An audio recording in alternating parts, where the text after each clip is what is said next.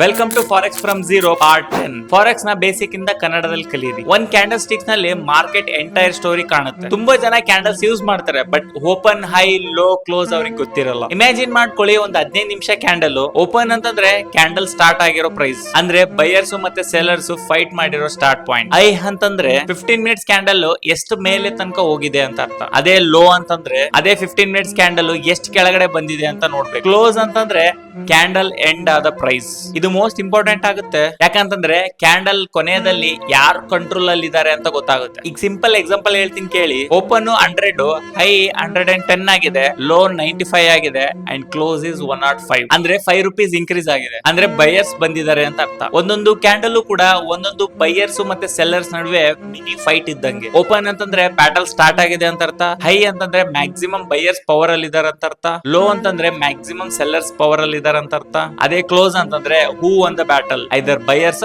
Green colour ಆದ್ರೆ buyers, red colour ಆದ್ರೆ sellers. Professional traders indicator ಗಿಂತ ಕ್ಯಾಂಡಲ್ ಸ್ಟಿಕ್ಸ್ ನ ರೀಡ್ ಮಾಡ್ತಾರೆ, because price action, price close ಗೊತ್ತಾಗುತ್ತೆ. ಇದನ್ನ ನಾವು OHLC ಅಂತಾನೂ ಕೂಡ ಕರಿತೀವಿ. ಸೊ ಇದೇ ತರ ಇನ್ಫಾರ್ಮೇಶನ್ ಗಾಗಿ ಫಾಲೋ ಮಾಡೋದನ್ನ ಮರಿಬೇಡಿ.